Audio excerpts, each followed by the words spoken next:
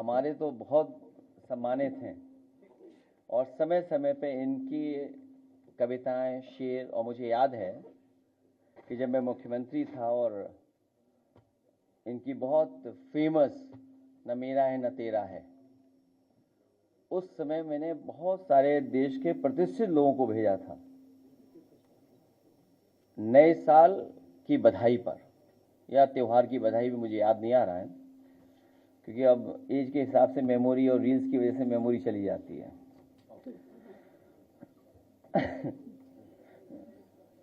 अपना चेहरा न पोंछा गया आपसे,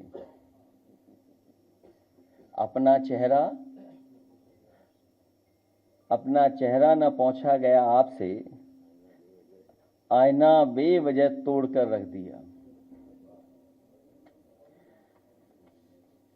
जो घटनाक्रम चल रहा है और कोडीन को लेकर के बहुत महत्वपूर्ण बातें सरकार छिपा रही है,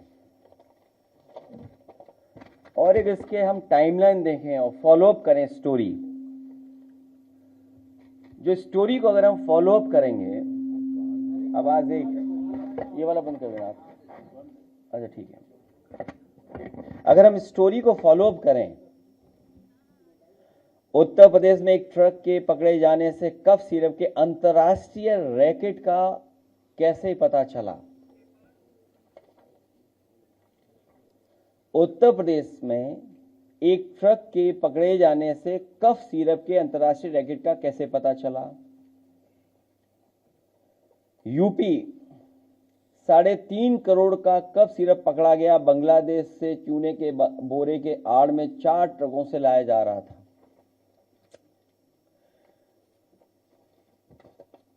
36 जिलों में 118 से अधिक एफआईआर।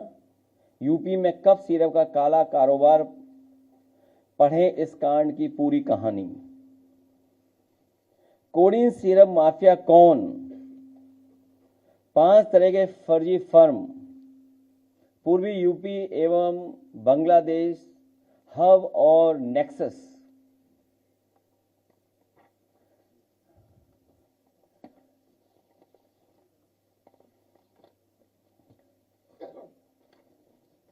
कई तस्वीरें दिखाई जा रही हैं, तो अगर हम तस्वीरों का ही सब कुछ ठीक मान लें और मेरे साथ खड़ा होने वाला ही अगर माफिया है, तो मेरी तस्वीर तो मुख्यमंत्री जी के साथ भी है, मेरी तस्वीर डिप्टी सीएम साहब के साथ भी है, मेरी तस्वीर दूसरे हाफ उनके साथ भी है। तो अगर मेरी तस्वीर और मुख्यमंत्री जी की तस्वीर आप देखते हैं, तो माफिया किसको पाएंगे आप। लगता है धूल कैमरों की उस पर लग गई है। मैं मजबूरी समझ सकता हूं। 2006 में सोना लूटने के आरोप में गिरफ्तार, अब कब सिरप कांड में चढ़ा हत्थे, जानिए बर्खास्त सिपाही का आपराधिक इतिहास। सोचिए कितनी पुरानी खबर है। यही कसूर रहा इनका, दिखाने को औरों के बच्चे गोद में खिलाते रहे, पर पैसों के लालच में बच्चों की जान दांव पर लगाते रहे। यही कसूर रहा इनका, ये अपनों को हर हाल में बचाते रहे, उनके गुनाह छिपाते रहे। जब खुलने लगा राज इनका, तो औरों पर इल्जाम लगाते रहे। यही कसूर रहा इनका, पहनकर लिबास शराफत का लोगों के एतबार में सेंध लगाते रहे, गिराकर औरों के घर मकान दुकान अपना गोरख धंधा चलाते रहे।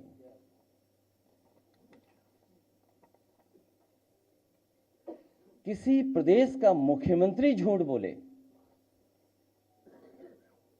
और उसके साथ खड़े हुए जो पसंद नहीं कर सकते मुख्यमंत्री को, वो झूठ बोलें तो कल्पना कर सकते हैं कि प्रधानमंत्री के क्षेत्र में इतना बड़ा रैकेट चल रहा हो। सवाल ये नहीं यूपी में चल रहा है, बड़ा सवाल यह है कि प्रधानमंत्री के संसदीय क्षेत्र से चल रहा था और कोई 100, 200, 300 करोड़ का नहीं है। सुनने में आ रहा है 700 कंपनियां, कई हजार करोड़ का इंटरनेशनल मसला है ये। जब ये खुद फंसने लगे तो एक आध तस्वीर जो दिखा करके ये बता रहे हैं कि समाजवादी पार्टी के, तो मैं समाजवादी पार्टी की तरफ से मांग करता हूं कि जो जो माफिया हैं उन पर बुलडोजर चलना चाहिए। अगर वो समाजवादी पार्टी का है जिसकी तस्वीर उन्होंने दिखाई है, जिसका कई हजार स्क्वायर फीट में, कई हजार स्क्वायर फीट में घर है, जिसमें वैल्यूएशन करने वाले भाग गए और फिर उससे जुड़े हुए जितने माफिया हैं और जो अधिकारी हैं, आप कंफ्यूज मत होइएगा।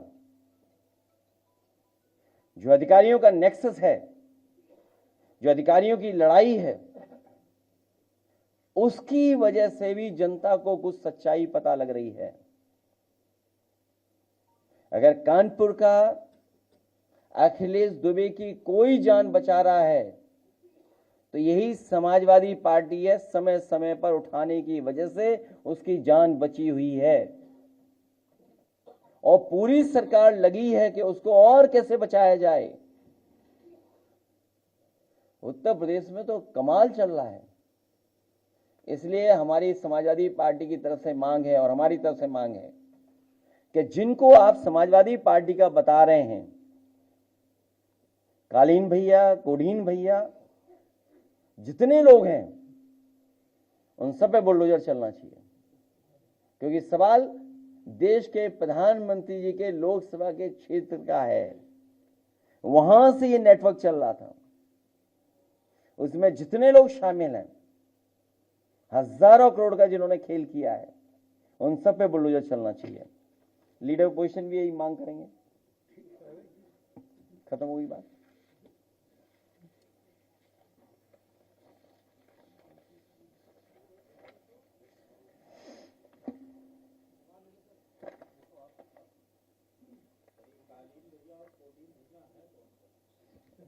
ये सरकार बेहतर बताएगी।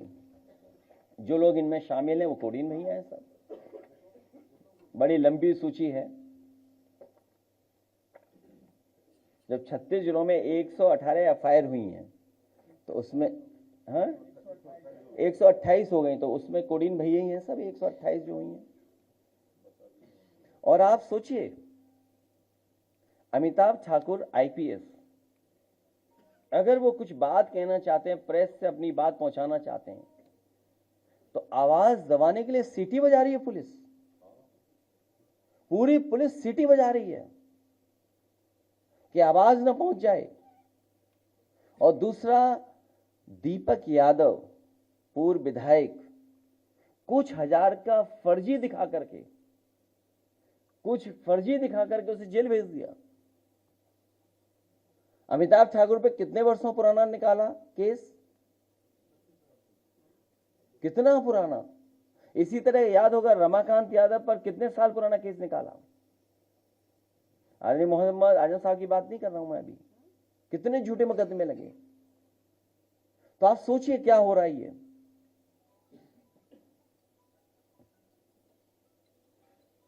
और आप में से कोई बहादुरी दिखा दे। एक ही बहादुर हमें दिखाई दे रहा है, एक दो और दिखाई दे रहे हैं, कुछ और भी बहादुर हैं। तो सोचिए आप किसकी।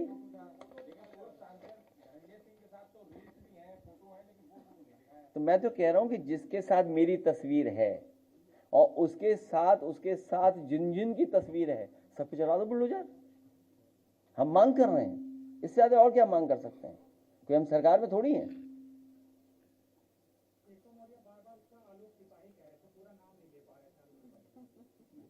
अब वो तुम जानो और तुम्हारे वो जाने नेता जिनसे इंटरव्यू लेने गए तुम। तो मेरी फोटो तो मुखर्जी के साथ भी है, तो माफिया किसको मानोगे? और मेरी फोटो डिप्टी सीएम के साथ भी अगर कहो तो मैं दिखवा दूं। अभी बताओ, दिखवा दूं? दिखवा दूं?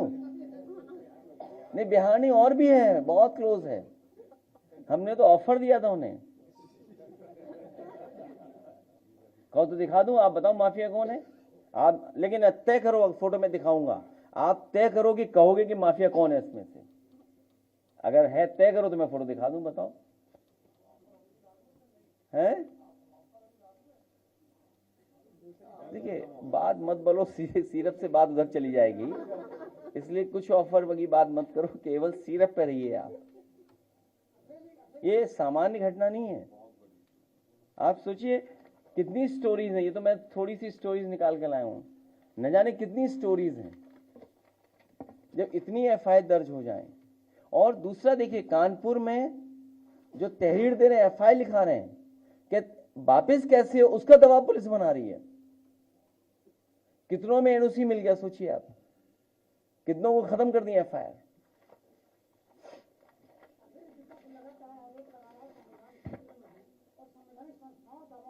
मैं देखता हूं यूट्यूब वाले बड़े अच्छे लोग हैं, एक यूट्यूब की स्टोरी वही प्ले कर दूं। हिंदुस्तानियत की आपातकाल का समय चल रहा है, हिंदुस्तानियत का आपातकाल का समय चल रहा है। बिहार के पूर्व मुख्यमंत्री रहे और केंद्रीय मंत्री सीताराम मांझी वो कहते हैं कि 2020 के चुनाव में 2700 वोट से हारा हमारा प्रत्याशी। उन्होंने सच बोला है, उन्होंने सच बोला है। यूपी में भी लगता है आपको कि फोन वोन जाता होगा इधर उधर। तुम कई प्रेस कॉन्फ्रेंस में आए नहीं हो, आर्काइव में पड़ी होगी, निकाल के दिखा लेना क्या मैंने कहा है प्रेस में। कई प्रेसों में नहीं आए आप, या हो सकता है कहीं और बिजी रहे हो, कहीं और बिजी रहे हो उस समय। किसकी? हम आपकी भी मदद करेंगे कभी आप परेशानी में होगे तो, और आपकी मदद करेंगे जब कभी परेशानी में आप होंगे। हर परेशानी में जो लोग हैं उनकी मदद हम लोग करेंगे, समाजवादी लोग करेंगे। लेखपाल भर्ती में आरक्षण मामले को लेकर पहले ओम प्रकाश राय भट्ट और अब केशव प्रसाद मौर्य, ये दोनों लोग पत्र लिख रहे हैं। देखिए, आप कोडीन पर रहिए, कहाँ इधर उधर भाग रहे हो आप, उसकी बाद में कर लें। भाई बीजेपी से आप आरक्षण की उम्मीद करो, ये आप खुद बेईमान है, इसका मतलब उनसे उम्मीद क्यों कर रहे हो आप? कोई एक नौकरी नहीं, तमाम नौकरियों का मैं उदाहरण दे सकता हूं। और एक वो नया है नॉट सुटेबल, कितनी बार किया उन्होंने, और कल जब ट्वीट कर दिया तो सुना है कि उसमें कुछ बैक कर लिया उन्होंने। भाई कल अगर हम लोगों ने जानकारी दी तो बैक कर लिया, अगर पॉल्यूशन पे हम लोग ट्वीट करते हैं तो वो AQI बदल देते हैं।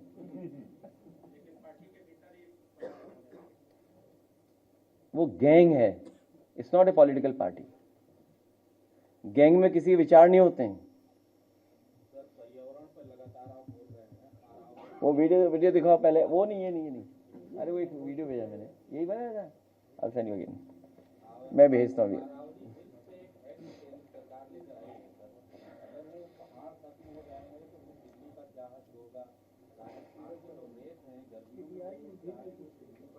तो राजधानी बदल दो, लखनऊ को राजधानी बना दो। भाई मैं आपसे कह रहा हूँ, पर्यावरण ऐसा है क्योंकि बहुत सारे लोग चिंतक विचारक भी हैं यहाँ, तो पर्यावरण पे हम लोग एक डिफरेंट प्रेस कॉन्फ्रेंस कर लेंगे जिसमें केवल पर्यावरण पे बात करेंगे कि सॉइल पॉल्यूशन है, एयर पॉल्यूशन है, लैंड पॉल्यूशन है, आपकी रिवर पॉल्यूटेड है, साउंड पॉल्यूशन है। साउंड पॉल्यूशन नहीं दिखाई देता आपको? तो AQI को लेकर भी है, बड़े सवाल हैं। फिर आप कहोगे कि आपके एक सांसद ने कुछ कह दिया है, तो आपके टेक्नोलॉजी को क्यों बदला आपने? इलेक्ट्रिक, वो क्या बोलते हैं जिसमें लाश जलाते हैं, इलेक्ट्रिक होता है, नहीं इलेक्ट्रिक क्या, हाँ विद्युत, इलेक्ट्रिक जो भी बोलते हैं उसको, तो क्यों लाए आप? कुछ कारण रहे होंगे ना। तो इसलिए पर्यावरण पे हम लोग कभी बहुत लंबी बात कर लेंगे, इश्यूज बहुत हैं पर्यावरण के, और ये पर्यावरण को लेकर के बिल्कुल चिंतित नहीं है।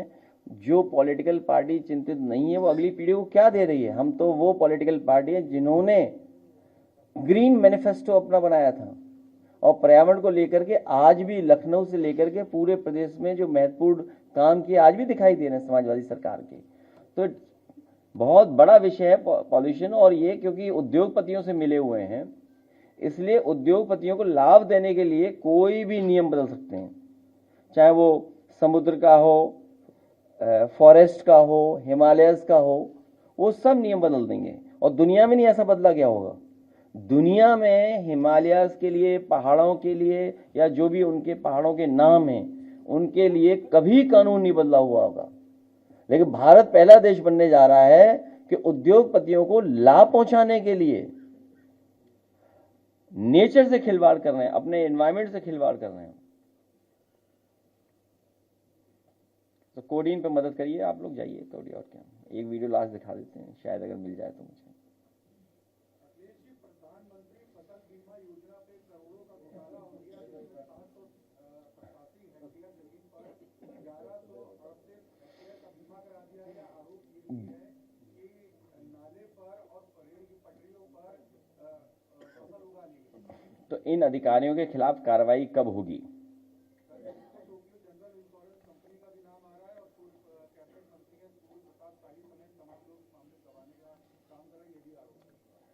ये स्कीम ही किसानों को मदद नहीं कर रही है। और आपको याद होगा जब समाजवादी सरकार थी उस समय हम लोग इस स्कीम को इसलिए नहीं लागू कर रहे थे, जो किस्त है वो कंपनियों को ज्यादा लाभ पहुंच रहा है।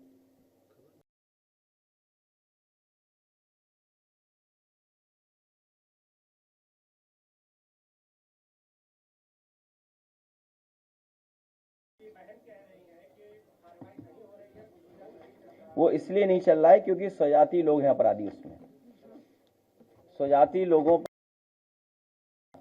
और ये बलिया की जो घटना बता रहे हैं आप, थाना बता देना, मुझे याद नहीं है, हैं?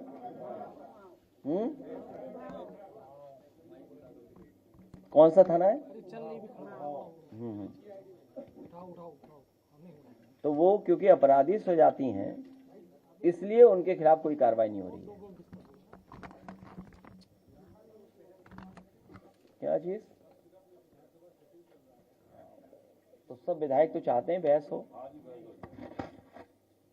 हम लोग तो सब विधायक चाहते हैं,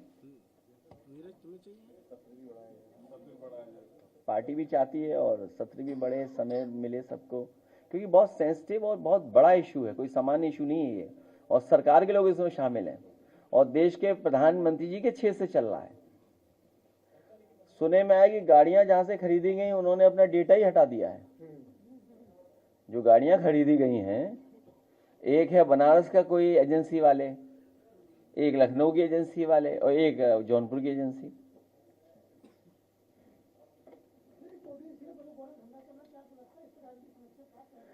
इसमें मुख्यमंत्री जी का संरक्षण प्राप्त है।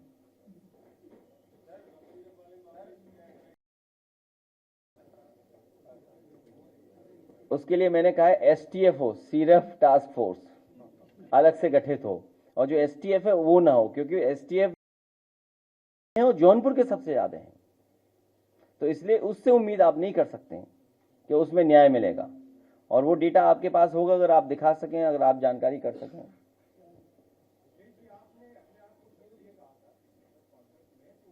मैं तो ये चाहता हूं कि वो दूसरे कहें कि हम शूद्र हैं, बात ही नहीं समझ पाए लोग।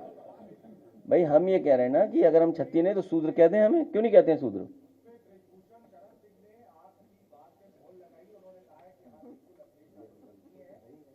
क्या कहा उन्होंने? क्या कहा उन्होंने? तो मैं उनकी बात पूरी मान रहा हूं, मैं उनकी बात मान रहा हूं, मैं उनकी पूरी बात मान रहा हूं। तो मैं तो ये कह रहा हूं कि जो आपके डिबेट में बहस कर रहे हैं वो कहें कि हम क्षत्रिय नहीं है, शूद्र हैं, ये बता दो। भाई हम तो आपको ऑप्शन दे रहे हैं ना, आप क्यों नहीं ऑप्शन स्वीकार कर रहे हो?